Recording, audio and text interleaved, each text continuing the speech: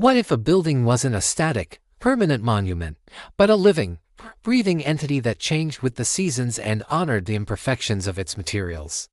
This isn't a philosophical fantasy, it's the core of Japanese architecture. For centuries, Japanese builders have pursued a unique design philosophy that stands in stark contrast to the stone-based permanence of the West. It's an architecture of wood, paper, and thatch, one that embraces flexibility, blurs the boundaries between inside and out, and finds profound beauty in simplicity and natural aging. So, how do you build for earthquakes without steel and concrete?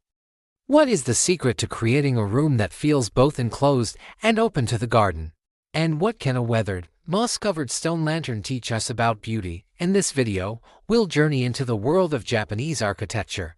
We'll explore the ingenious structural systems, the transformative role of screens and doors, and the deep spiritual principles that make a Japanese space feel so uniquely serene and connected. By then, you'll understand that Japanese architecture is less about creating a shelter from nature, and more about crafting a sanctuary within it. Let's start with the foundation, the wooden post-and-lintel frame, much like in Chinese architecture. The Japanese system uses a skeletal structure of wooden columns and beams to carry the load. The walls are non-structural infill, which is a revolutionary concept, but the Japanese took this a step further, developing an unparalleled mastery of wood joinery. Instead of nails or metal fasteners, complex interlocking joints were carved directly into the wood. These joints, often hidden from view, allow the structure to flex and sway during Japan's frequent earthquakes, absorbing energy without collapsing.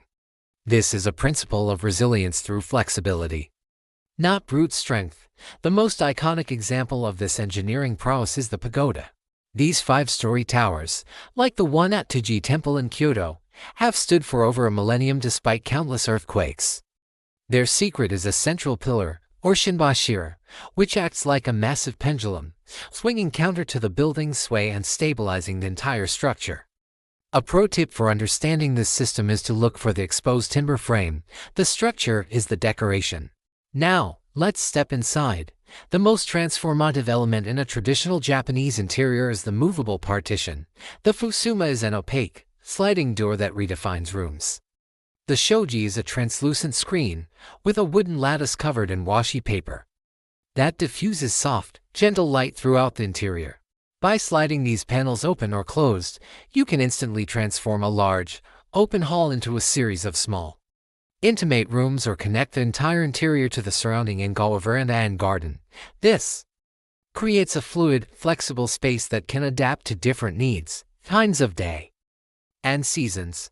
It also completely erases the hard line between inside and outside. You are always aware of the garden, the weather, and the passing of time. This is architecture as a living experience, not a fixed container. A common misconception is that these are fragile. In reality, the modular system is highly durable and easily repairable, embodying a sustainable mindset. The aesthetic governing this entire system is deeply rooted in spiritual and philosophical traditions Shinto, Zen Buddhism, and wabi-sabi. Shinto, the indigenous religion of Japan, venerates nature and finds spirits in rocks, trees, and waterfalls. This led to a deep respect for natural materials, leaving wood unfinished to show its grain and texture. Zen Buddhism emphasized meditation, simplicity, and the elimination of the non-essential. This is visible in the Kari-sensui dry landscape rock gardens, like the one at Ryounji, where raked gravel and strategically placed rocks become a universe for contemplation. And then there's wabi-sabi, the world's most beautiful aesthetic you've probably felt but never had a name for. It is the acceptance of transience and imperfection. It finds beauty in the weathered, the asymmetrical, the rustic, and the modest.